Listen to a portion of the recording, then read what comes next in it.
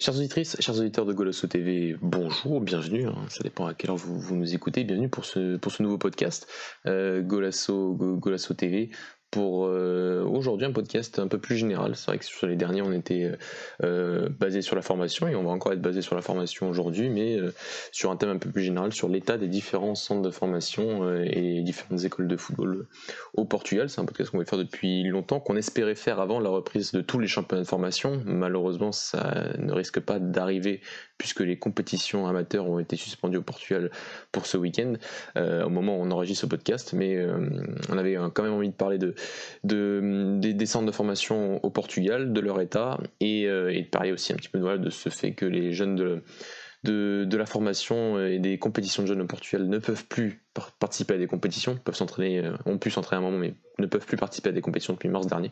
Donc avec Alex aujourd'hui, on va essayer de débattre un petit peu sur cette question du développement des joueurs malgré ce manque de compétition. Donc comme je l'ai indiqué, avec moi aujourd'hui, Alex, comment tu vas? Ça va, confiné, mais ça va. Un thème qui nous passionne, qui nous intéresse, qui va intéresser, j'espère, aussi le grand public. Donc très heureux de faire cette émission-là. Confiné, mais donc du temps. Du temps pour faire Ouais, ce genre de podcast. ah, Donc on va essayer de maintenir le rythme d'un podcast par semaine. Donc après Thiago Dantas, on va être sur un podcast plus général et on va commencer donc par le club formateur de Thiago Dantas, le Sport Lisboa et Benfica, avec ce centre de formation considéré ces dernières années comme le meilleur centre de formation au Portugal, l'un des meilleurs du monde. Le premier point, Alex, et je vais commencer, donc tu vas commencer sur l'état du centre de formation de Benfica. Juste en termes de formation, on a beaucoup parlé de ce qui s'était passé, notamment avec les jeunes dès qu'ils arrivent en équipe première. Donc voilà, les cas Florentino, les cas Thiago Dantas, les cas Jetson qui n'ont pas forcément eu toutes les conditions optimales pour s'imposer en équipe première. Mais entre les U15 et l'équipe B, ça marche quand même plutôt pas mal du côté de Benfica à ce niveau-là. oui, bien sûr, c'est clair que comme tu as dit, il y a la transition qui est vraiment mal faite entre l'équipe B et l'équipe A en fait, il n'y a pas un système de jeu qui est mis en place chez les jeunes qui ensuite peuvent te permettre d'aller en A et d'être bien intégré. Donc, c'est-à-dire que le cas Thiago Dantas, c'est ce qui se fait de mieux parce que Dantas, c'est vraiment un joueur de 4-3-3 et au final, tu as une équipe qui joue en 4-4-2. Donc voilà, j'ai l'impression que oui, pour arriver en A, c'est un peu du hasard. C'est plus pour une absence d'un joueur, par exemple, je sais pas, moi, Florentino est arrivé en A parce qu'il y a eu des blessures de conjugués de Gabriel et je sais plus qui. Enfin, voilà, c'est pas un processus qui est fait naturellement, c'est plus pour des bouches-trous en fait. Il y a un blessé, bim, on met un joueur de la A, un joueur de la B en A. Mais ensuite, oui, chez les catégories jeunes, le centre de formation se porte à merveille. Ils ont été en finale de la Youth League récemment. C'est le club, donc ils ont fait 3 finales en Youth League depuis la création de cette compétition, ce qui est jamais vu à part Chelsea. Il n'y a que Chelsea qui sont les 3 fois en finale. Donc ça prouve que le centre de formation travaille bien, les formateurs travaillent bien, notamment avec un Renato Paiva qui est aujourd'hui entraîneur de la B, qui est un excellent formateur. Donc voilà, il y a à chaque génération, il y a des très très bons joueurs. Donc au niveau du Seychelles, j'ai aucun souci là-dessus. Ça continuera à performer chez les jeunes, à gagner des compétitions U19, U17, même U15. Donc voilà, comme ça a été fait récemment. Maintenant, il faut vraiment se poser la question de comment faire pour que ces jeunes-là puissent ensuite performer en A et qu'ils soient surtout comment dire, bien intégrés dans le processus pour arriver en A, quoi. Ouais, je suis d'accord avec toi. En fait, je me dis souvent avec le nombre de joueurs que Benfica a en termes de formation et de bons joueurs et parfois même d'excellents jeunes joueurs dans sa formation, c'est vrai que on peut comprendre que certains sont peut-être absolument pas adaptés à ce qui peut se faire en équipe première à un moment donné par rapport au coach, par rapport à ce qui se fait actuellement, mais que là t'en es autant t'as l'impression qu'il y en a aucun qui soi-disant peut peut performer en A par rapport à ses caractéristiques, je peux pas y croire, loin de là. Donc c'est vrai que je peux comprendre qu'il y a certains joueurs qui peuvent partir plus vite à l'étranger parce que les caractéristiques ne collent pas par rapport à ce que l'entraîneur essaie de mettre en place, et ça peut bien évidemment se comprendre. Mais autant de joueurs en termes d'équipe première, c'est vrai que qu'on l'a déjà dit, répété que c'était absolument pas normal. Après, c'est vrai que quand tu regardes des U15 jusqu'à l'équipe B, là par contre on a quand même un Benfica qui dans toutes les catégories fait peur. En équipe B, ça reste la deuxième division, donc ils affrontent des équipes de deuxième division, des professionnels. C'est un processus qu'on a toujours relevé, qui était très bien pour la formation d'avoir ces équipes B, même s'il n'y en a plus que 2, alors qu'à la base il y en avait 6 en deuxième division. Mais à part ça, on a quand même des équipes de Benfica qui ont toujours eu quasiment ont toujours joué en 4-3-3, mais ça c'est plus sur le schéma. On a toujours eu des U15, U19, on a toujours même au U23, on a un Benfica qui domine ses matchs, qui va avoir la possession du ballon, qui essaye vraiment de ne rien laisser à l'adversaire, comme elle le fait en équipe première, mais avec certaines différences qui s'est vu les dernières. Et peut-être qu'avec Jesus, logiquement en termes de jeu, c'est un peu plus collé déjà, avec cette volonté de dominer tout le temps tes adversaires, d'avoir le ballon et d'essayer de l'utiliser, de bien l'utiliser et d'être fort après à la perte de balle, et de jouer vraiment plus en organisation offensive et ensuite en transition défensive plus qu'en organisation défensive. Mais le truc c'est qu'on a un coach qui a démontré qu'il a du mal à faire confiance après aux jeunes. Donc les idées maintenant collent, mais les jeunes ne sont pas forcément on faut pas forcément faire appel à eux. Mais en tout cas en termes juste de formation, chaque saison on a un Benfica qui est clairement favori pour les titres chez les jeunes, parce que aussi ils ont cette faculté d'avoir des excellents éducateurs, des excellents formateurs. On a parlé de Renato, t'as parlé de Renato Paiva, Alex, mais on peut parler de Georges Maciel en U23 l'année dernière. On peut parler de Luis Nascimento. T'en as eu plein, des très très bons entraîneurs. C'est formateur qui est le frère de Bruno Lage. Qui est frère de Bruno Lage. Il y a eu Bruno Lage qui est en équipe B aussi. Donc voilà, donc c'est toujours des équipes qui sont très bien orientées, des équipes qui jouent très très bien au football et qui permettent aussi, après ce fait que quand en Youth League, tu fais appel aux meilleurs de la génération, tu fais appel aux 3 meilleurs de la génération au-dessus qui peuvent encore jouer, et tu appelles quasiment tes meilleurs joueurs de toutes tes générations. Et à Benfica, on observe bien quand même que quand tu fais ce mix de tout ça, c'est quand même sacrément intéressant. Donc oui, à l'instant T, on a le club qui fait le meilleur travail en termes d'évolution de ses joueurs. Après, c'est toujours ce contexte du fait de comment les intégrer en équipe première, même si du côté de Benfica, on a plus l'impression que tant qu'il rapporte quelque chose financièrement à la fin, pour un si grand club, c'est dommage, mais tant qu'il rapporte quelque chose à la fin, ça reste bon pour les affaires. Ouais, c'est ça, c'est exactement ça. C'est qu'il n'y a pas de suivi, quoi. C'est tout que du business, donc c'est dommage. Après, c'est vrai qu'on en parle souvent dans nos podcasts et même dans nos émissions. Donc, est-ce que ça vaut le coup de se répéter? Je sais pas, mais pour ce qui concerne la une, je vais pas me pencher dessus parce on l'a bien évidemment répété. Tu l'as encore dit, et Dani aussi le dit très souvent, et d'autres béfiquistes. Mais oui, après, ce qui se fait au niveau des jeunes, voilà, c'est clairement c'est un modèle, je pense, au Portugal et même dans le monde entier. Les infrastructures sont dignes d'un grand club européen comme les Benfica, et le scouting aussi, et les joueurs aussi. Donc maintenant, voilà, on espère que ça va continuer comme ça pour jusqu'en B, quoi. Mais après, il y a le problème de la transition de la B vers la A, quoi, et ça, on le dit sans cesse.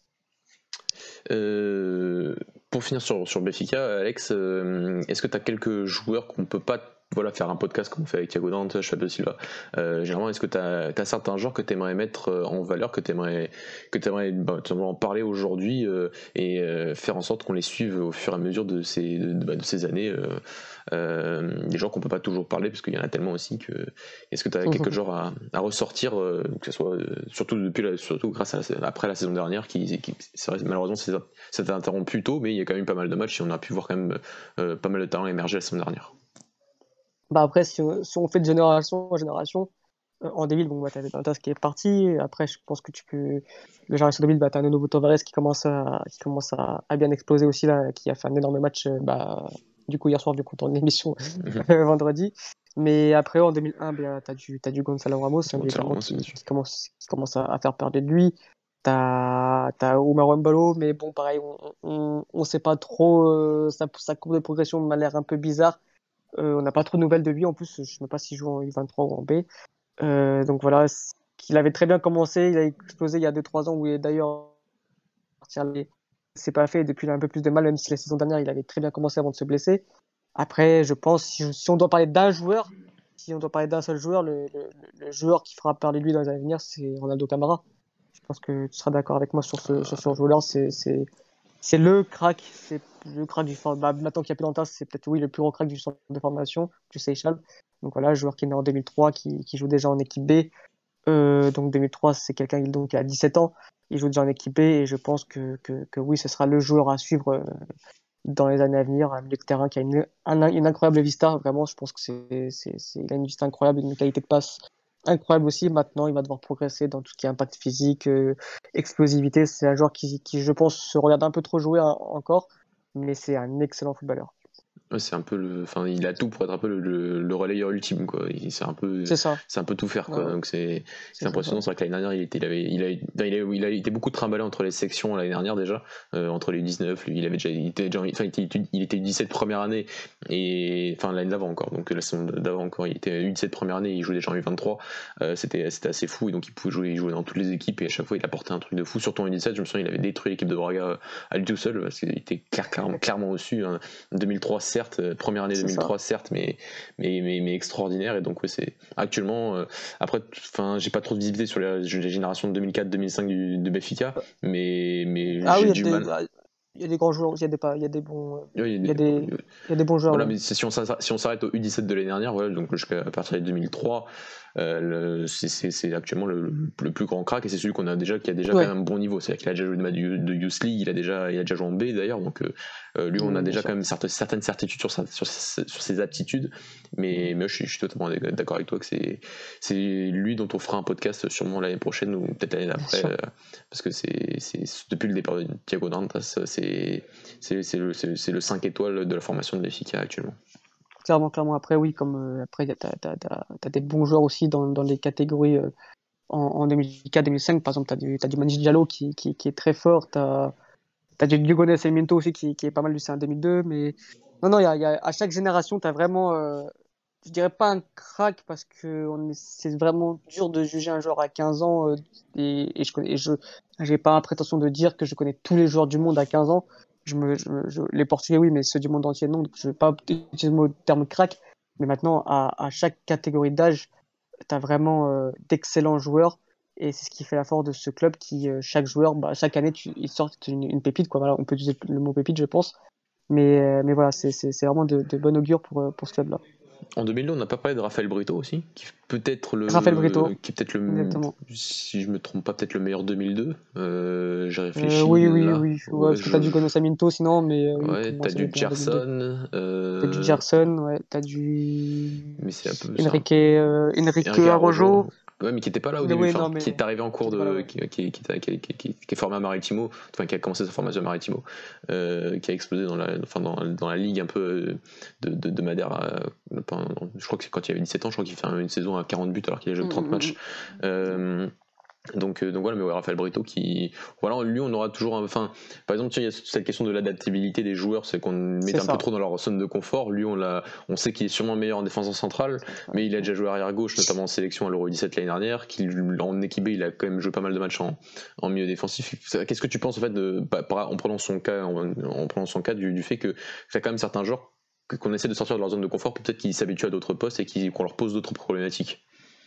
Ouais, c'est bien, c'est formateur. C'est avant tout ça, c'est formateur. Voilà, un jeune joueur, ça lui fait du bien de. Je dis toujours que, par exemple, c'est intéressant pour moi, par exemple, un ailier, de le faire s'entraîner parfois arrière gauche, en jeune, hein, pas en pro, parce que, bon, en pro, bien évidemment, tu peux le faire, mais je trouve qu'en jeune, c'est encore plus formateur pour qu'il puisse apprendre à défendre, mais surtout se dire, bah écoute, moi, je vais défendre comme ça. Si je défends comme ça en arrière gauche, bah, quand je vais jouer ailier, je vais savoir quel point ou comment attaquer mon arrière gauche parce que j'ai déjà joué à ce poste-là, donc je sais que je vais avoir plus de difficultés à défendre dans ce côté-là. Donc pour moi, c'est intéressant de jouer à plusieurs postes quand tu es jeune parce que c'est formateur, voilà, c'est formateur avant tout. Maintenant, oui, Raphaël Brito, pour moi, c'est un joueur qui doit jouer en défense centrale. C'est là où il peut faire une grosse carrière. Maintenant, en 6, il fait très bien le taf. Il joue en équipe B. Et, euh, et voilà, donc, mais oui, pour revenir à ta question, pour moi, c'est important qu'un jeune joueur puisse jouer à des différents postes pour sa formation, pour que ensuite il puisse arriver en pro et savoir à peu près jouer partout. Ok Alex, je pense qu'on a fini sur Benfica. Je sais pas si t'as Un quelque petit mot chose. sur les 2002, on a oublié Vas-y. de citer Philippe Cruz. Oui aussi, oui. Donc voilà, c'est vraiment, je pense, avec Rafa Brito, peut-être le meilleur 2002. Ouais, donc c'est dommage parce qu'il est peut-être pas encore prêt pour la A, alors qu'il n'y a pas vraiment de concurrence. Enfin, il n'y a pas vraiment de concurrence, Il on y a en des a parlé hier, problèmes. mais il y a des problèmes dans ce poste-là de latéral droit. J'aurais bien aimé qu'il ait une petite chance, peut-être en coupe, d'avoir peut-être une chance pour qu'il puisse montrer ses qualités en A, parce que c'est vraiment un excellent joueur, un excellent contre-attaquant au poste d'arrière droit. C'est vraiment peut-être le futur, oui, je pense même le futur de ce club-là, à ce poste-là.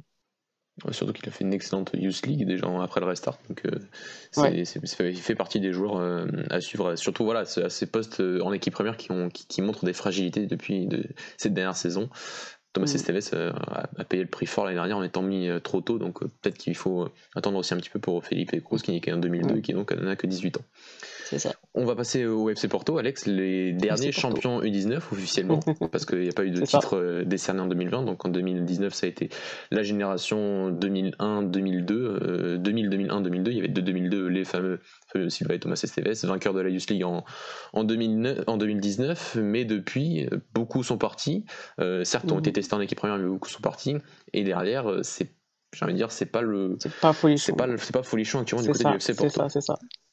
Donc Clairement, tu viens de tout dire, hein. C'est contrairement à Benfica, où vraiment, comme on l'a dit précédemment, où tu as vraiment une excellente génération, à part peut-être la 2003 et encore. Bref, mais tu as vraiment des bons joueurs à chaque génération. À Porto, c'est vraiment plus compliqué. Vraiment, tu as la génération 2000 qui était excellente, hein. Avec excellente. Fabio Silva, Romario Vitinha, Fabio Barro, Vieira, Romero Barrio. Voilà, João Mario était pas mal, mais bon, ouais, c'était pas le Afonso meilleur. Sousa qui est parti à Oui, Belenenses. Voilà, tu as vraiment une excellente génération. T'as une génération 2002 qui est pas trop mauvaise avec du Thomas Esteves, du Francisco Conceição, mais après c'est plus compliqué. C'est vrai qu'après c'est plus compliqué. Au niveau de 2003, t'as David c'est plus compliqué. Village, Ouais. qui David est Vignes, t'as Vasco Souza, ouais, l'ancien de Guimarães qui est arrivé la c'est saison ça. dernière. T'as Joel Donc Carvalho aussi. ouais Euh, aussi. donc t'as Gomez, certains. non, le Brésilien, Oui, enfin le Brésilien, le le Suédois. Suédois, ouais. Ouais. Donc voilà, mais t'as moins de vrais bons joueurs. T'as vraiment un excellent génération 2000. Et ensuite, c'est vrai que c'est un peu plus compliqué dans les générations suivantes. Et ça se voit d'ailleurs au terme des résultats, parce que je ne sais pas s'ils ont été champions dans les catégories précédentes l'année dernière, dans U17 ou U15. Mais contrairement à Benfica, je vois quand même un avenir un peu plus compliqué pour les jeunes de Porto pour arriver en A. Bah, surtout ces jeunes de Porto, personnellement, c'est un peu actuellement le rival de Braga en formation du Nord, parce que voilà, les championnats U19 et U17, et maintenant même les championnats U23, mais Porto n'a pas d'équipe U23, mais tout est divisé en fonction du Nord et du Sud. Mm. Du côté du Nord, c'est surtout des grosses batailles depuis 2-3 saisons quand même pour la première place entre les équipes de Braga et les équipes de Porto. Et c'est vrai que Porto, son équipe U19 de l'année dernière était immense et a gagné le championnat. Enfin, a eu du mal à gagner le championnat parce que c'est vrai que l'équipe de Benfica perd le titre après un nul à Braga l'année dernière et Mm. c'est peut-être sûrement Benfica n'avait pas perdu de confrontation directe face à Porto, donc ça s'était joué sur ça. Mais l'année dernière Porto ça a été beaucoup plus difficile, notamment U19, la génération 2001-2002 qui a fini loin derrière Braga dans la première phase avec seul joueur un peu intéressant. T'as eu du Francisco Conceição et Franchement, pour moi, ouais.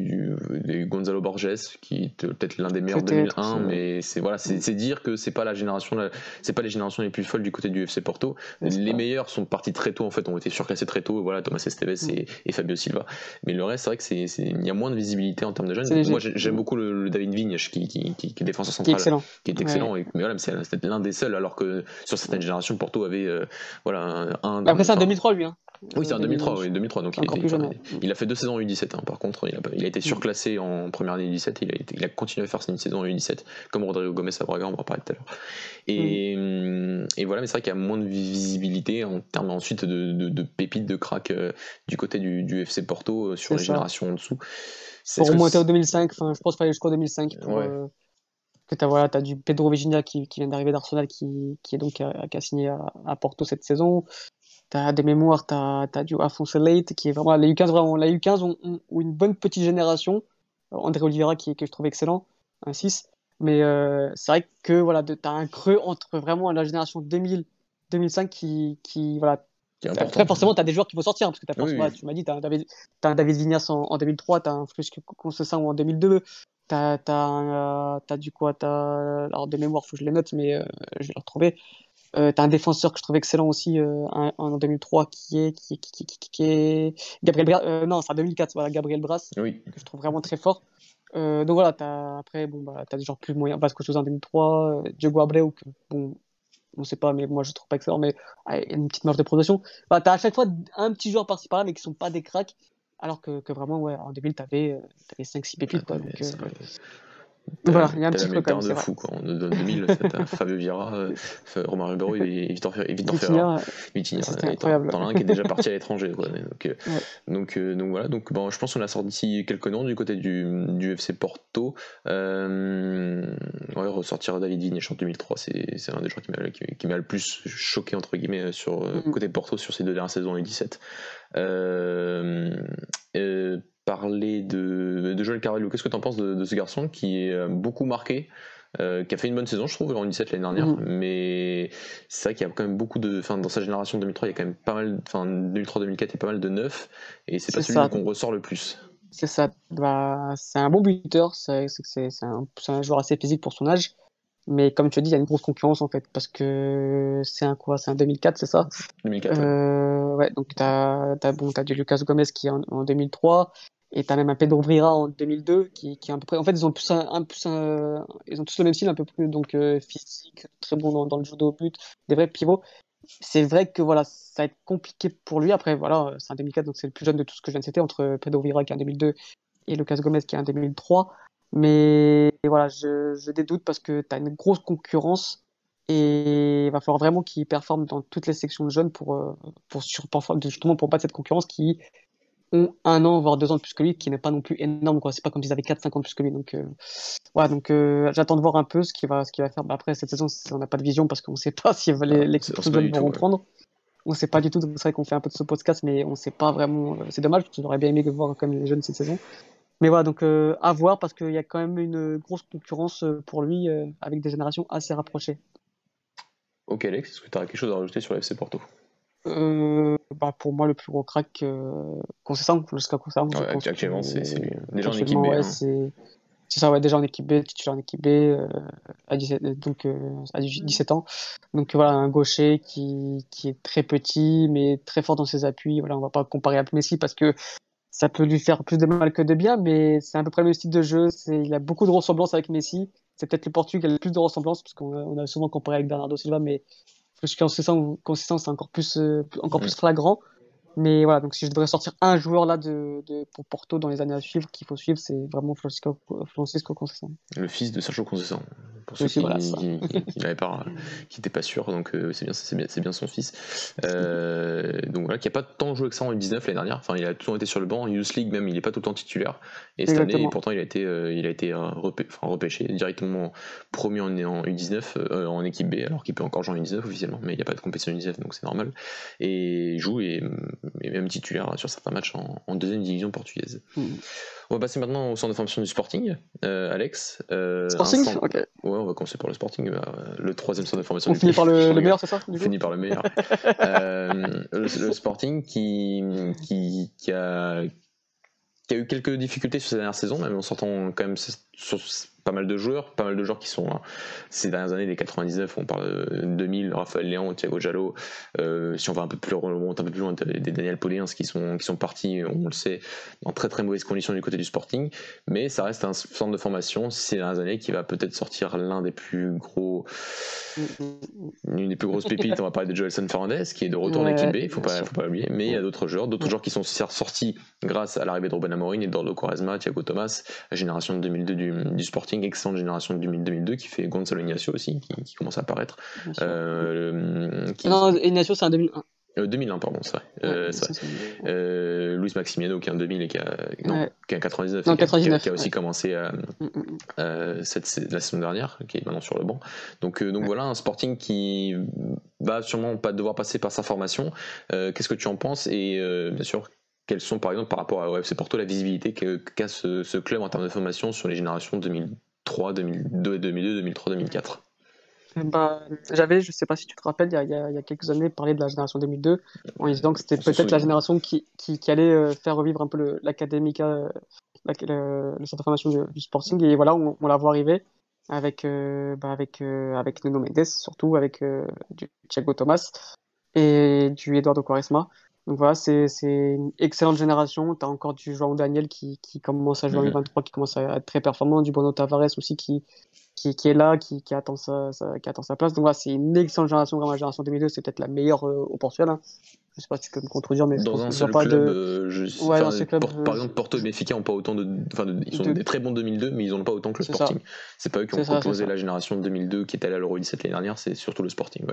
Même si Nuno Mendes n'était pas dans cette Euro 17 l'année dernière. Il était blessé. Ouais. donc voilà, ouais, non, c'est une très très grosse génération et le Sporting va devoir se baser dessus. Maintenant, au niveau des perspectives, en niveau 2003, tu viens de le souligner, pour moi le plus gros crack du foot portugais en ce moment, c'est Joelson Fernandez. Tu as du André Gonçalves qui est très très très très fort aussi. Il est un peu sous-coté parce que justement il est dans la même génération que Joelson Fernandez. Comparé à Joelson, mais c'est un excellent joueur. Comparé à Joelson en plus, mais ils ne sont même pas qualifiés la saison dernière pour les championnats, pour les phases de finale. Donc c'est vrai que tu as un creux en 2004, même si tu as du Youssef Charmiti qui est pas mauvais, tu as du David Montero qui est pour moi le meilleur. Mais cette génération 2004 est un peu, c'est vraiment un creux par là 2003 à part Johnson et André Gonçalves est pas vraiment bonne. Et ensuite, tu as une génération 2005 qui est vraiment excellente, qui est peut-être du même niveau que la génération 2002, avec vraiment t'as pas le frère Johnson Fernandez, qui c'est en 2006, c'est encore plus âgé, mais ouais, c'est encore autre chose. Mais ouais, 2005, ouais, t'as du Marlon Junior qui est très très très fort. T'as du Leonardo Barroso qui est excellent, qui pour moi sera le futur arrière droit du Sporting. Ouais, t'as une génération 2002 excellente, une génération 2005 qui est vraiment très forte aussi. Et ensuite, voilà, en 2003-2004, c'est un peu plus compliqué à part Joelson.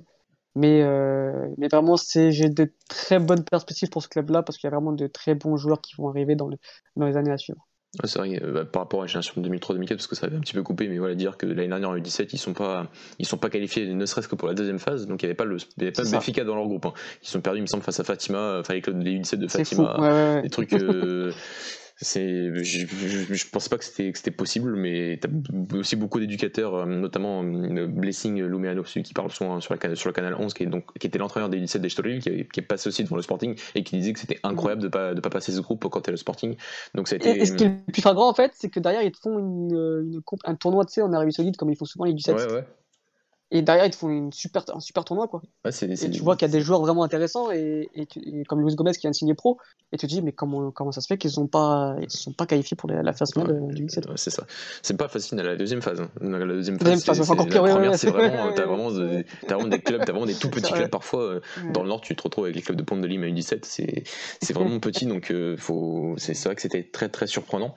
Voilà, une génération de 2002 excellente qui montre déjà. Et voilà, on se rend compte quand même que le Sporting n'est pas encore mort en termes de formation, loin de là, même si c'est vrai que voilà, Benfica est passé un peu devant en termes de popularité par rapport aux ventes de certains joueurs, par rapport aussi au nombre de joueurs qui sont sortis cette dernière saison. Mais le Sporting est loin d'être mort et reste une équipe toujours très dure à battre pour toutes les équipes en formation et sort toujours des joueurs intéressants. Là, il y a un creux peut-être, et encore un creux, je trouve que c'est un grand mot pour dire sur les 2003 et 2004 parce que voilà, les meilleurs ont été promus. Jolson a toujours été promu, donc surclassé, donc là aussi c'est un manque. Et après les 2003-2004, il y a quand même des joueurs intéressants, comme tu as dit, Charmity, il y a toujours des joueurs intéressants. Après voilà, c'est dur de sortir un crack par génération, c'est très dur. Je suis plus inquiet pour Porto que pour Sporting, par exemple. Ouais, voilà, clairement, c'est ce que j'allais dire. Voilà, c'est le Sporting. C'est vrai que là, il y a la concurrence historique avec Benfica, mais c'est pas pour autant que le Sporting a baissé en termes de formation. C'est vrai qu'il y a le directeur du centre de formation de Benfica, je crois que c'est Milan qui était au Sporting, qui est parti depuis, et donc forcément ça a peut-être fait il y a eu un petit coup d'arrêt, mais le Sporting a toujours une tradition en termes de formation grandissante au Portugal, bien plus grande que Benfica d'ailleurs, en termes si on prend sur 10, 15, 20 dernières années. Donc voilà, intéressant, et un Sporting qui est loin d'être mort, et en plus avec le centre de formation du Sporting qui est loin d'être mort, et surtout avec le fait voilà, qu'on a un jeune entraîneur comme Ruben Amorim qui n'hésite pas cette fois-ci à prendre, si les jeunes du centre de formation sont meilleurs que ceux qui sont actuellement en équipe première, là par contre n'hésite absolument pas à les mettre en équipe première et à les titulariser dès qu'il est arrivé. C'est clairement, d'ailleurs on le voit avec Nuno Mendes par exemple, qui il le dit, il le dit très bien en conférence de presse à Amorim, qu'au début c'était pas forcément un joueur sur qui il comptait, mais parce que c'est quelqu'un de grand talent, mais qui avait quand même de grandes difficultés, et en fait il a pas hésité à le lancer même s'il sentait qu'il était pas encore peut-être prêt pour le monde pro, et ce dernier a très bien répondu. Nuno Mendes a fait une excellente fin de saison, et au final ce qui est beau, c'est que carrément il a fait partir Acuna, quoi. Donc tu fais de quoi, tu gagnes, en plus ils ont gagné 10 millions dessus sur ce transfert là, et pour moi c'est ce qui est bien, c'est que voilà, tu fais confiance aux jeunes même si tu les sens pas forcément prêts tout de suite, tu les fais confiance. C'est petite piqûre de rappel à Jorge Jesus, quoi, qui lui attend vraiment. C'est vraiment tout le contraire de Ruben Amorim. Ruben Amorim, on voit que c'est le formateur dans l'âme où bon voilà, écoute, t'es pas forcément prêt, mais je t'aimais quand même, tu vas progresser avec moi, je vais te faire progresser. Alors que Jorge Jesus, non, Jorge Jesus, il faut que tu sois prêt immédiatement pour le monde de pro, et si tu n'es pas tout de suite prêt, tu joues pas. Et je trouve ça dommage pour un jeune joueur, parce que là je me mets à la place des joueurs de chez Charles, des jeunes joueurs, je me dis mince, quoi, qu'est-ce que je fais? Est-ce que je reste dans mon club de cœur ou bien je pars? Parce que finalement, si je suis pas prêt, si je suis pas tout de suite prêt pour le monde pro, je vais pas jouer, quoi. Et même à Porto, c'est un peu compliqué aussi. Oui, même si Fabio Vieira a l'air de jouer ces derniers temps, ce qui est un peu étonnant d'ailleurs. Voilà. Mais c'est pas. Parce qu'en plus, il lui fait des reproches, il lui dit il est pas assez bon dans le pressing. Il dit oui, il a encore en fait, il le fait jouer, donc c'est vrai que tant mieux, faut que ça continue comme ça, quoi. Après, c'est un podcast de formation, en équipe première, c'est vrai qu'on a toujours ce problème avec certains clubs, voilà, notamment Porto et Benfica, à faire confiance entièrement à certains jeunes, surtout les meilleurs, quoi, parce qu'il y a vraiment des joueurs qui sont, Fabio Silva, Thiago Thomas Esteves font partie vraiment des meilleurs au monde dans leur génération, en termes seulement chez les jeunes. Après, ce qu'ils vont confirmer, bien sûr, c'est autre chose, mais à leur instant T, quand c'était en 2002, en 2017 ou en 2019, c'était parmi les meilleurs au monde, et donc c'est toujours ce reproche de se dire que tu peux pas faire confiance à tout le monde, ça c'est vrai, mais en tout cas les meilleurs, c'est dur d'accepter leur départ, et notamment le départ de Thomas Esteves à Reading, même si Reading malgré tout fait un immense début de championnat en Championship, 7 victoires en un match nul, c'est incroyable. Donc mea culpa pour ce club que voilà, je les avais vus un peu l'année dernière et je trouvais que c'était horrible à avoir joué, donc j'espère, je prie pour que Thomas Esteves s'intègre bien à ce club de Championship, et que si ça marche bien, c'est vrai que ce sera très formateur pour lui de jouer dans ce championnat là. Donc du côté du Sporting, je crois qu'on a fait le tour. Alex, est-ce que tu as quelque chose à rajouter? Gelson Fernandes, d'accord. Gelson Fernandes. Tu as raison. J'avais peut-être quelque chose autre chose à dire, mais j'ai oublié, donc c'est pas grave, on va passer au dernier centre de formation. Le dernier centre de formation homologué officiellement, je crois 5 étoiles ou 3 étoiles, je sais plus, par la Fédération portugaise de football. Le centre de formation qui émerge ces dernières saisons, le centre de formation du Sporting Club de Braga. Alex, je vais te laisser commencer avant d'enchaîner. Qu'est-ce que tu penses de la progression du centre de formation de Braga, qui est donc ouvert officiellement en 2017 et qui depuis fait quand même a sorti un... Ah si, pardon, je savais ce que je voulais dire par rapport à Ruben Amorim. 2 secondes. C'est vrai qu'il a fait un peu la même chose avec Nuno Mendes qu'il a fait avec David Carmo. C'est-à-dire que quand il intègre, bon, Carmo est plus vieux, mais il était en équipe B aussi, et il avait dit aussi que c'est pas qu'il le sentait pas prêt, mais que quand il faut les lancer, et que le monde professionnel, enfin le monde senior, le haut niveau, les fera progresser plus vite que d'attendre qu'il soit absolument prêt partout. Et encore, c'est vrai qu'il y a des choses que tu peux même pas travailler en troisième division portugaise ou en deuxième division. À un moment, il faut aller chercher plus haut pour voir si les garçons sont vraiment prêts et ils peuvent vraiment s'adapter. Et c'est que l'exigence du haut niveau fait en sorte que tu peux voir vraiment tout de suite si un jeune est prêt ou pas et ce sera à ce niveau-là qu'il pourra progresser. Et il a fait un peu la même chose avec David Carmo, c'est-à-dire qu'il n'a pas attendu, il avait déjà eu sous son aile en équipe avec Braga, mais il a vraiment pas attendu longtemps avant de le lancer, de le mettre titulaire et de le mettre titulaire même en Coupe d'Europe. Il aurait dû être titulaire face aux Rangers au match aller en mars dernier, juste parce qu'il était un peu blessé. Donc voilà, donc c'est un peu ce côté-là, c'est cette grosse différenciation et c'est quelque chose qu'au moins par rapport d'avoir choisi Ruben Amorim du côté du Sporting, au moins ça, le choix à ça pour lui, c'est le fait qu'il fait confiance à la formation dès qu'il sent que les joueurs sont prêts et même s'ils sont pas totalement prêts, il va quand même leur faire confiance pour voir si, parce que le haut niveau pour lui est très formateur. Donc voilà. Voilà, je viens de me souvenir de ce que je voulais dire. Donc on peut passer maintenant à Braga. Alex, qu'est-ce que tu penses de l'évolution du centre de formation du club du Minho sur ces dernières saisons? Bah écoute, je vais te dire en quelques mots parce que je pense que tu es largement plus compétent pour parler de ce club-là que moi, donc je vais pas avoir la prétention de dire que je connais mieux que toi ou d'en parler plus, tout simplement. C'est un modèle, c'est juste un modèle, c'est que voilà, un club comme Braga, c'est un modèle parce que c'est un centre qui est construit depuis 2017, c'est ça? 2017, ouais. 2017, voilà, donc depuis 3 ans.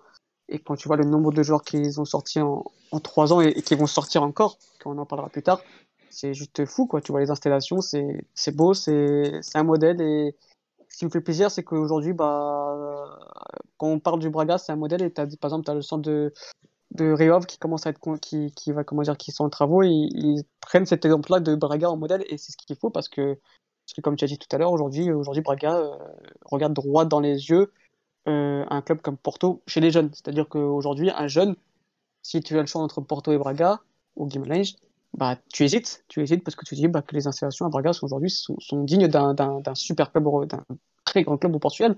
Et c'est ce qui est bien, et c'est que Braga va continuer à progresser là-dessus parce que Braga a besoin de son centre de formation. Braga a besoin de son centre de formation comme tous les clubs portugais, mais encore plus Braga parce que forcément ils n'ont pas les mêmes droits de TV qu'un club comme Benfica ou Porto. Donc Braga aura besoin de ce centre de formation pour vivre. Et aujourd'hui, tu as du Pedro Neto qui est parti pour plus de 30 millions, je crois. Hein. Si tu as eu quoi, tu as un transfert à Lazio, non? C'était 17 millions d'euros seulement lui, mais c'était Seulement lui, ouais, après, 24 millions d'euros avec Jordan. Ouais, donc, Jordan, mais lui, voilà. c'était 17 millions d'euros. Sans Ouais, compter donc la t'as 7 commission qu'on a millions. donnée à Jorge Mendes, mais ça, c'est autre chose. Ouais. Après, tu as du Trincão qui part pour 30 millions. Donc ça fait déjà presque du 50 millions déjà rien que sur ces deux joueurs-là. Donc non, c'est très bien, il faut que ça continue comme ça, et j'ai aucun doute. Et avec les joueurs qui vont sortir, j'ai aucun doute sur le fait que dans quelques années, le centre de formation de Braga sera reconnu dans le monde entier. Ouais, c'est le centre de formation de Braga qui a été par un des derniers rapports de l'UEFA. L'UEFA fait beaucoup de rapports, mais notamment sur les installations des clubs européens, enfin sur les projets innovants en termes de formation. Et Braga a été cité, je crois que c'est le mois dernier ou au mois d'août. Donc ça fait plaisir parce que c'est vrai que Braga en fait n'a pas commencé à faire la formation à partir de 2017. Hein, parce que par exemple un joueur comme Trincão, comme Neto, comme non pas David Carmo a un peu connu le centre de formation une saison, mais ces joueurs-là n'ont jamais connu le centre de formation. Trincão n'a jamais joué un seul match dans la Cidade Desportiva de Braga. C'était déjà un club qui essaie de convaincre ses meilleurs jeunes, notamment Pedro Neto et Trincão, qui a réussi, d'autres qui n'a pas réussi. Gilles Dias par exemple, même si c'est pas le même niveau, mais c'était un des joueurs très très très intéressants à l'époque. Et par exemple Braga gagne le championnat U19 en 2014, donc 3 ans avant l'évaluation de formation. Donc il y avait déjà pas mal de choses qui avaient été faites en termes de méthodologie, d'enseignement, d'éducateurs, voilà, il y avait déjà des très bons formateurs et tout, qui après continuent avec la révision de formation, mais le côté ressources intellectuelles était déjà présent. Maintenant il fallait les ressources infrastructurelles, et maintenant Braga a parmi les meilleurs du pays à ce niveau là, donc c'est ça qui fait très plaisir. C'est vrai que je me faisais cette réflexion il n'y a pas longtemps sur le côté que en termes de recrutement dans l'équipe première on voyait pas beaucoup d'originalité. C'est vrai qu'on avait surtout un Braga qui recrutait beaucoup entre un recrutement made in Liganoche, souvent si on regarde les derniers recrutements, c'est-à-dire sur des joueurs portugais qui sont partis à l'étranger, soit des joueurs évoluant en Portugal. Mais c'est vrai que contrairement à Guimarães qui fait exactement l'opposé, mais c'est vrai que Braga sur les dernières saisons a quand même beaucoup investi dans ce centre de formation. Et ça se voit au niveau des résultats en fait. Et ça se voit au niveau des résultats de la France. Je pense que tu diras, voilà. Ah oui, ça se voit. C'est que j'aimerais je pense que Braga doit être j'aimerais que mon club soit performant et très performant à tous les niveaux. En termes de recrutement, c'est performant, mais ça pourrait être mieux, comme j'ai dit à l'instant. Mais en termes de formation, c'est vrai qu'on a eu un investissement hyper important à ce niveau-là. Même en termes de recrutement, où là on a des joueurs qui sont arrivés de plusieurs horizons. Jean-Baptiste Gorby est un jeune milieu de terrain qui est arrivé du FC Nantes. Lucas Hornicek a été cherché après l'Euro 17 en République tchèque, qui fait déjà partie de l'équipe première, enfin qui intègre déjà les travaux de l'équipe première à 18 ans. Donc il y a déjà eu plus de diversification des profils et des nationalités en formation, plus qu'en équipe première d'ailleurs, et ce qui permet à un Braga d'avoir aujourd'hui, depuis 2017, des équipes de formation extrêmement compétitives. Moi je pense honnêtement que Braga en U17 et en U19 l'année dernière aurait pu jouer le titre, en U19 jouer le titre, le gagner je sais pas, mais en tout cas jouer clairement le titre par rapport à Porto et par rapport au Sporting. Je pense que dans ces deux catégories, Braga aurait pu finir minimum deuxième à la fois en U19 et à la fois en U17, et ça c'est c'est un vrai symbole de la qualité des équipes de formation, des équipes de formation aujourd'hui à Braga. Qu'aujourd'hui on a une équipe de U23 qui, au bout de sa troisième saison aujourd'hui, est vraiment 90, même quasiment 100% que des joueurs de la formation, ce qui n'était pas le cas lors des deux premières saisons. Et en équipe B, il y a 6-7 joueurs titulaires de la formation titulaire à Braga. Donc il y a vraiment aujourd'hui une sorte d'identité que veut le club. C'était un investissement aussi important en termes financiers notamment. Se doit aussi d'avoir une identité forte pour récupérer les meilleurs jeunes de la région. C'est ce que Braga essaie de créer. C'est quelque chose de très, d'hyper honorant. Enfin, vraiment, je suis vraiment content qu'on ait investi sur la formation, et aujourd'hui c'est un vrai patrimoine que le Sporting Club de Braga s'est créé, et ça fait vraiment partie d'une des très grandes réussites de ces dernières saisons au Portugal en termes de projets sportifs. Clairement, c'est vrai que c'est un modèle, comme j'ai dit, et voilà, c'est un vrai modèle pour tous les autres clubs portugais, et on espère que des clubs comme Rio Ave, comme Famalicão, comme Guimarães comme Guimarães aussi, qui vont prendre exemple sur ce modèle-là. Parce que par rapport à Guimarães, par exemple, Guimarães a beaucoup de retard, a des bons joueurs, mais a eu du mal à les conserver parce qu'ils ont aussi beaucoup de retard par rapport aux infrastructures, et un peu les problèmes qu'a eu Braga pendant plusieurs saisons dans les années 2000 et 2010 en termes de formation. C'est aussi surtout un problème infrastructurel, du fait d'avoir par exemple 3-4 terrains dispersés dans la ville, des petits centres du club un peu partout. Enfin, c'est vraiment pas optimal pour créer une identité en termes de formation, et donc Braga a clairement fait le pas. Donc voilà, première partie du centre de formation qui a été créé. Maintenant il y a une deuxième partie qui n'est pas en relation avec la formation, mais la deuxième partie de la Cidade Desportiva, avec un vrai complexe, avec le vrai siège social du club qui sera à côté du stade, avec un nouveau terrain pour l'équiper. Donc un Braga qui à ce niveau-là est... c'est mon avis, vous pouvez ne pas le partager, mais en tout cas en termes de direction sportive et de projet sportif actuellement, il y a Braga et les autres, et de très loin. Je te rejoins aussi. Et Alex, juste quelques joueurs qui t'ont marqué ces dernières saisons, en particulier. Est-ce que tu as un joueur qui te fait vibrer sur ces dernières saisons? Miguel Fallet, je pense que c'est Miguel Fallet. C'est de 2004 qui est complet. Il peut jouer en pointe, il peut jouer un peu plus reculé, donc c'est vraiment un super joueur technique, très bon dans la passe, c'est surtout un très bon buteur. Et déjà à 16 ans, il s'entraînait déjà avec l'équipe A. Là, il est en U23, si je dis pas de bêtises, il est titulaire en U23. Donc voilà, c'est je pense le futur grand joueur qui sortira du centre de formation de Braga. Ouais, 2004, qui a donc été surclassé en U17 l'année dernière. Non, il n'était pas surclassé, il pouvait jouer en U17, mais il y avait quasiment que de 2003, et lui a commencé la saison en étant en 2004. Donc c'est l'un des très joueurs très intéressants en termes de formation du côté de Braga. Donc tu as parlé de Miguel Fallet, je vais en sortir quelques-uns d'autres. J'ai parlé de Lucas Hornicek, 18 ans, qui fait partie du convoi qui est allé à Luhansk affronter les Orioles hier. Donc joueur c'est officiellement le 4e gardien, parce qu'il est le gardien de l'équipe U23, mais c'est le gardien qui fait partie des travaux de l'équipe première et qui s'entraîne vraiment avec l'équipe première, et qui a même joué en équipe première avec la A. C'était face au Farense, non, c'était en pré-saison. C'est pas des débuts officiels, mais il a joué en équipe première. Donc voilà, un des joueurs, mais là qui est vraiment sentimental, c'est Bernardo Couto, qui était en 2002 et qui lui, U19, il a fait en tout cas pour moi dans la série Nord, parce que j'ai pas beaucoup vu la série Sud, mais en série Nord c'était sûrement le meilleur joueur du championnat U19 la saison dernière. Et donc voilà, un vrai Bracaliens. Donc, et il commence très bien la saison U23 aussi. Et il commence très bien la saison U23 avec déjà 3 ou 4 passes décisives.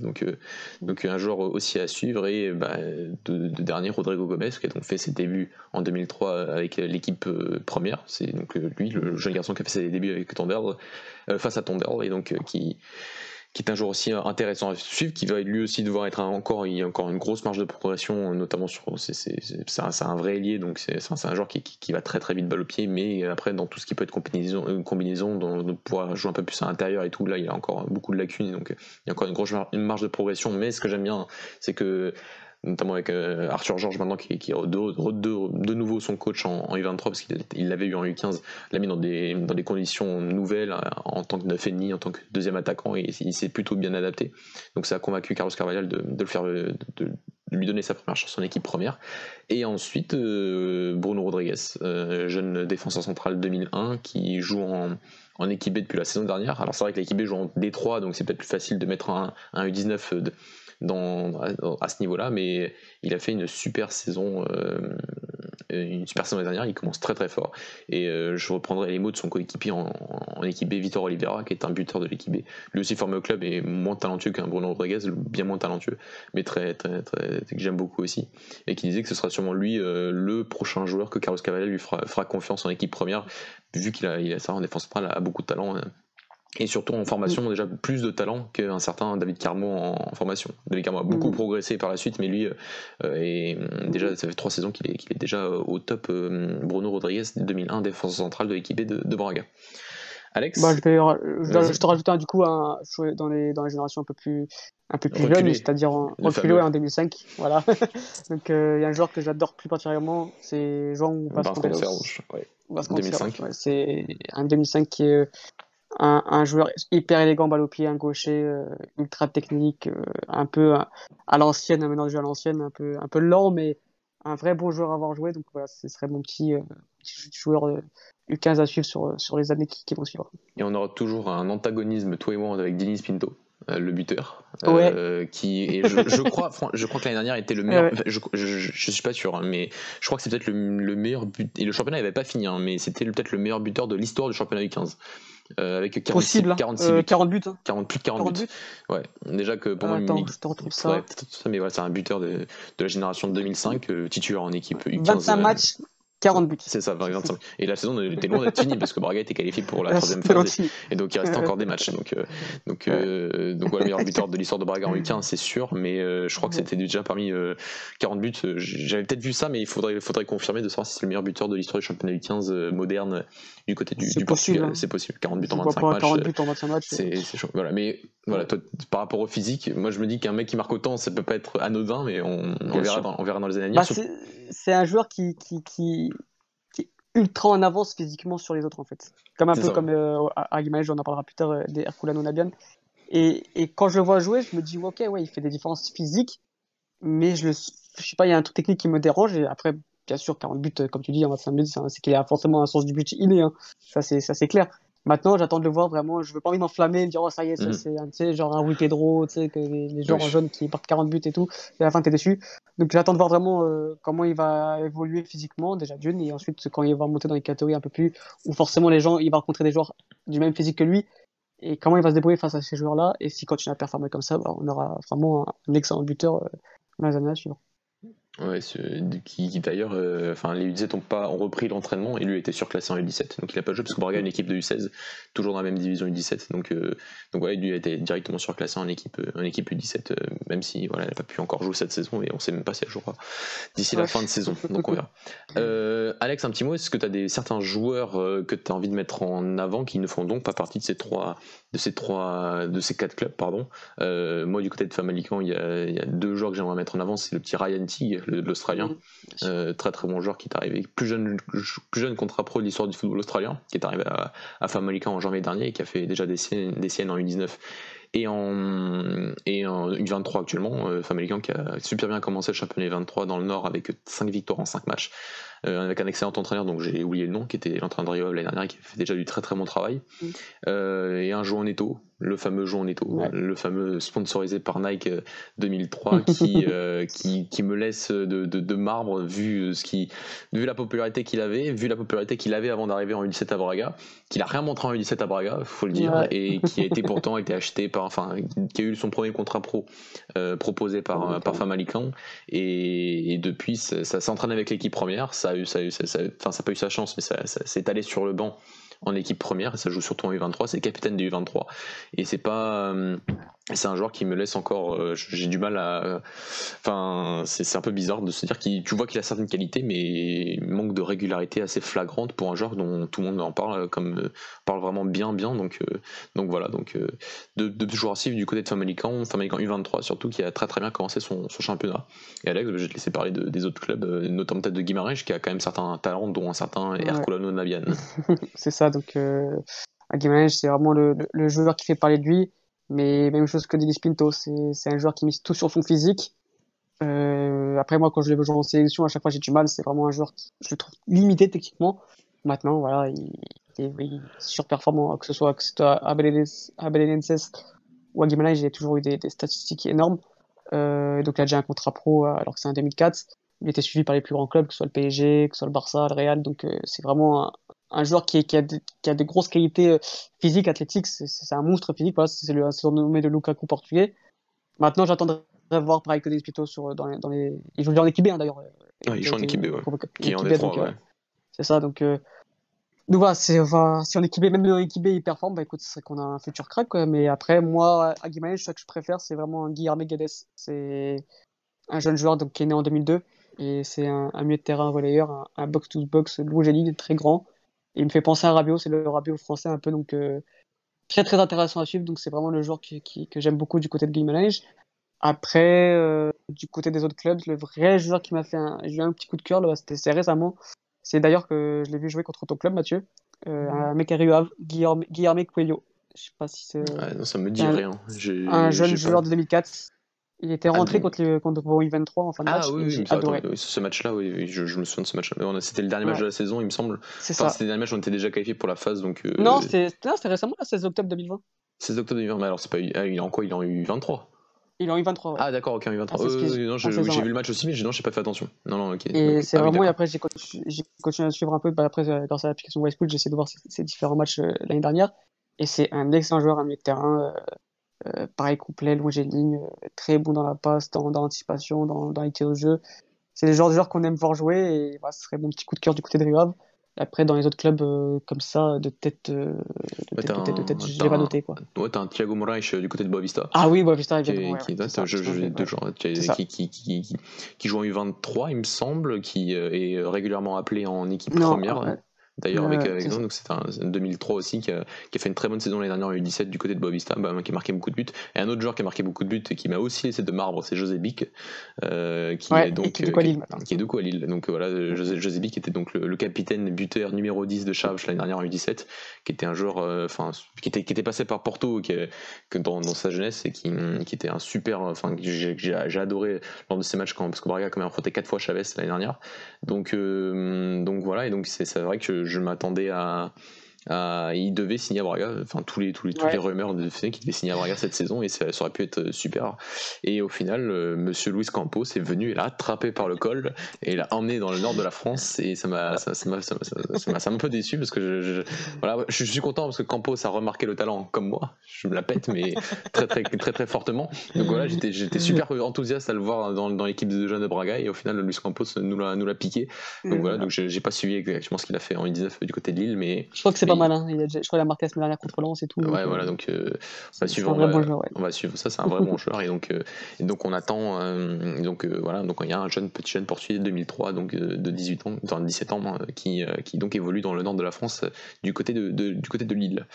Et ouais, j'avais oublié, on n'avait pas fini ce podcast sans parler de Macho Diallo. Bien sûr. Je vois pas sauce de Ferreira. S'il y a bien un joueur qu'il faut parler dans les autres clubs, c'est bien Macho Diallo. Voilà, je pense que c'est le meilleur joueur à part. À part Ricardo Gros, à part Johnson, oui. En 2003, c'est le meilleur joueur. Ouais, c'est le meilleur joueur. C'est avec Ronaldo Camara. C'est les trois, hein, c'est Mathieu Diallo, Gelson et Ronaldo Camara. Mais je pense qu'en dehors des 4 gros clubs, c'est le meilleur prospect. Il joue à Passos, voilà, c'est le plus jeune joueur à avoir joué l'année dernière dans le championnat en A. Donc il a déjà un match chez les pros, même 2 matchs chez les pros et même un but déjà. Je faisais Donc chez voilà, Vicente, ouais. c'est ça, le dernier match de la saison. Donc voilà, donc ouais, bien sûr, s'il y a un joueur à suivre en dehors des 4 gros, c'est bien Macho Diallo. Ouais, très étonnant d'ailleurs qu'il soit à Passos Ferreira. Je sais pas comment Ouais. Braga a pu passer à côté. Enfin, je sais pas comment. Parce je crois qu'il a signé pro très jeune, donc c'est la bonne affaire de côté de Passos. Mais C'est il y a ça. eu de gros clubs intéressés. Il me semble que la Juventus s'était intéressée l'année dernière et tout. Donc, on va peut-être attendre un Ouais. petit peu avant de le faire venir.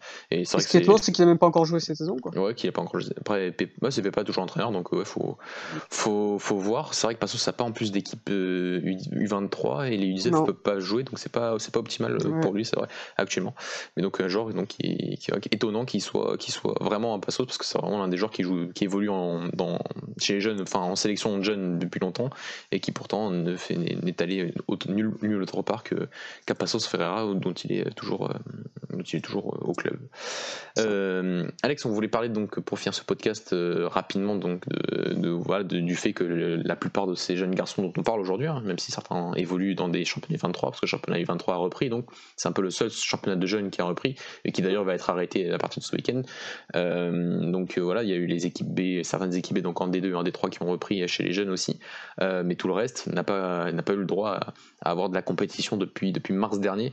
Qu'est-ce que tu en penses? Est-ce que le fait on dit souvent chez les jeunes que la compétition n'est pas la chose la plus importante, mais c'est quand même à un certain niveau, notamment en U17 en U19, ça reste quelque chose quand même de très très important. Et là, ces garçons-là n'ont pas joué un match en compétition depuis 7 mois et ça risque pas de s'améliorer d'ici là, quoi.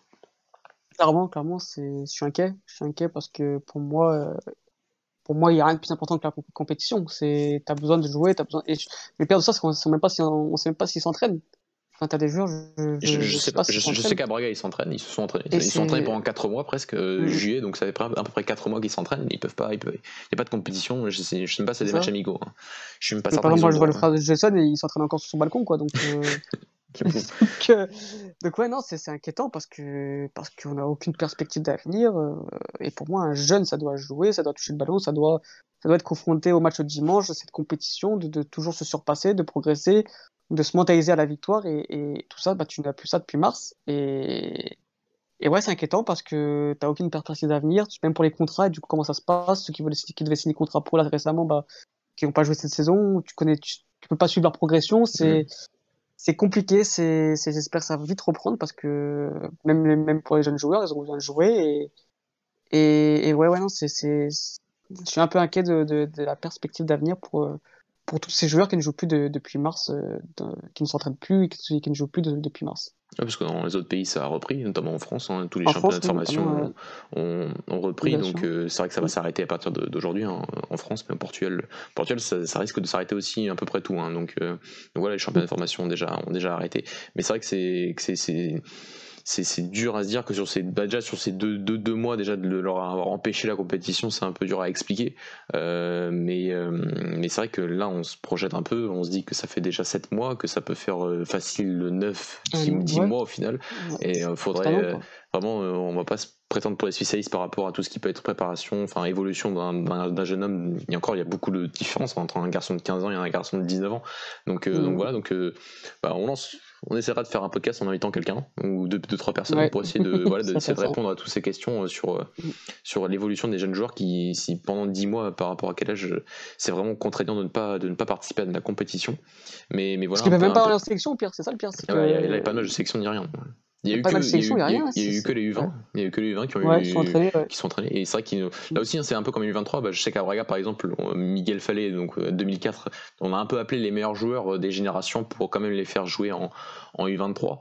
Mais on peut pas faire jouer tout le monde en U23, donc c'est compliqué. T'as l'impression qu'en U20, la sélection a un peu fait la même chose. T'as eu quand même quelques 2003 qui ont été appelés, 2002, 2001, donc t'avais pas mal de joueurs qui ont été appelés, mais c'est la seule sélection qui a fait une convocation en novembre dernier, autre que l'A et les U21, donc C'est ça. c'est un peu inquiétant.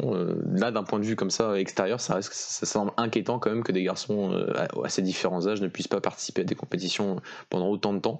Donc voilà, on va essayer de faire encore un truc par rapport à la formation pour essayer d'inviter quelqu'un pour nous expliquer vraiment les conséquences de cette interruption pour ces jeunes garçons. Alex, je pense qu'on a fait le tour de ce qu'on voulait faire, presque 1 heure de podcast, donc est-ce que tu as peut-être quelque chose à rajouter, sinon Non, peut-être si mon petit coup de gueule j'ai découvert celui-ci, j'ai découvert celui-là avant tout le monde. Le fameux. Voilà, le fameux, voilà, c'est un petit coup de gueule si j'en ai marre d'entendre ça. Ou pareil, le fameux oui.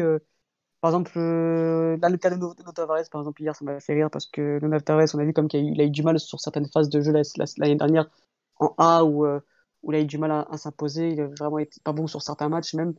Et aujourd'hui, il est très bon. Et aujourd'hui, tu peux plus, ce qui est le problème aujourd'hui des jeunes, c'est que tu peux plus le critiquer parce que sinon tu dis que tu laisses tomber le train, enfin, tu descends du train. Et aujourd'hui, hier, quand il fait un beau match et que tu dis, bah non, il a été bon, au final, et tu dis, ah, mais moi, j'ai dit depuis 6 mois, je dis qu'il faut attendre, être patient, nanana. Donc, c'est vrai que la vie sur les jeunes est compliquée parce qu'entre ceux qui pensent qu'ils l'ont découvert avant tout le monde et du coup, ils se prennent pour le nouveau Luis Campos, bah voilà, t'as ceux qui sont fans du jeune joueur et donc même quand ils sont mauvais, tu peux pas les critiquer parce que, bah, attention, il est trop fort, donc on peut pas le critiquer. Donc voilà, c'est vrai que les jeunes, c'est vraiment un sujet à débat. Et attention, il y a d'ailleurs un très bon article, je connais plus le nom, mais qui dit comme quoi il faut être, quand on parle d'un jeune joueur, il faut être humble et modeste. Et c'est vraiment ça. Donc personne n'a découvert personne. Et encore une fois, et par rapport à l'autre sujet, l'autre coup de gueule, c'est que voilà, on peut critiquer un joueur en mars et l'encenser en juin. Ça veut pas dire qu'on descend du train ou quoi. C'est juste qu'on juge une performance à l'instant T et que c'est pas parce qu'on le critique qu'on ne croit plus en lui, loin de là. Ouais, bah, si je peux Voilà, c'était rebondir mon sur. petit coup de gueule Ouais, là-dessus. t'as raison, si je peux rebondir vite fait sur tes propos, ça m'a donné une idée, ça m'a donné la suite, c'est le côté que chez les jeunes, en fait, c'est pas le côté. Enfin, ce qui est gratifiant, c'est pas de se dire je l'ai vu une fois en 2016 et aujourd'hui il performe. C'est plus C'est ça. de voir le garçon, de voir sa progression, Exactement. de voir sur ces différentes saisons, de voir les difficultés auxquelles il est passé et de se dire. Je suis heureux de l'avoir suivi au fur et à mesure de sa progression chez les jeunes et de le voir en plus quand tu es supporter du club, sur mon cas et notamment le cas de Dany aussi, parmi le groupe, qui suivent extrêmement beaucoup les jeunes de nos clubs. C'est très gratifiant de voir, de voir cette progression au fur et à mesure des saisons chez les jeunes, de voir la difficulté auxquelles ils sont passés pour ensuite se dire est-ce qu'ils ont vraiment le niveau pour jouer chez nous, et quand ils jouent en équipe première et quand ils jouent en équipe première, de les voir à ce niveau-là, c'est très gratifiant. C'est plus le côté parce que voilà, chez les jeunes encore, c'est pas personnellement, c'est pas c'est pas dans les championnats où tu vas avoir le plus des projets collectifs extraordinaires. C'est surtout t'as certaines catégories où tu vas avoir surtout des projets individuels, ce qui est un peu le cas aussi. On essaie même si tu as des projets collectifs qui sont intéressants, c'est surtout on essaie de développer l'individu et de le faire atteindre son potentiel maximum. Mais c'est voilà, personnellement, quand je regarde un match et je regarde un jeune et les jeunes de Braga notamment, c'est surtout de voir la progression qu'ils peuvent avoir au fur et à mesure des saisons et de se dire est-ce que lui un tel pourra atteindre l'équipe première, et même certains qu'on espère vraiment qu'ils vont atteindre l'équipe première et qui se perdront pas en route. Donc voilà, mais c'est plus ça que le côté de me dire que j'ai vu quand j'ai commencé à voir Trinka en 2016, en 2011 quand il arrive à Braga, je parle de lui parce que tu as 2 entraîneurs de Braga qui l'ont découvert quand il avait 10 piges. Là il y a des trucs qu'il ne faut pas dire que j'ai découvert un tel ou un tel. Il y a un très bon article je crois de recruteur de Lorient, C'est ça, c'est ça. qui a parlé en disant que vous avez recruté personne, vous avez découvert personne, vous avez juste suivi sa progression, et qu'il y a forcément un éducateur ou un parent ou quelqu'un qui l'a bien vu bien avant vous. Donc par rapport à ça, on est clair sur ce point-là. Alex, je pense qu'on a été complet. Donc voilà, donc on va finir ce podcast après un peu plus d'1 heure d'émission. Donc merci à tous de nous avoir suivis jusqu'à la fin. N'hésitez pas donc à nous suivre sur tous les réseaux sociaux, Twitter, Facebook, Instagram. Nos émissions en direct sont toujours disponibles sur YouTube, sur Twitch maintenant, et sur Periscope. Donc ce sera le podcast de la semaine, un podcast de Golasobet qui arrivera aussi dans les environs de celui-là, et les podcasts et les émissions de la semaine prochaine qui vont arriver avec notamment encore des lives après les compétitions européennes. Alex, à la prochaine. À la prochaine. Bon confinement et bon confinement à tous nos éditeurs qui nous écoutent. S'ils nous écoutent, la plupart nous écoutent en France, et les autres, il y en a aussi qui nous écoutent à l'étranger. Donc un coucou à tous nos auditeurs de l'étranger, et à la prochaine. Ciao. À la prochaine, ciao.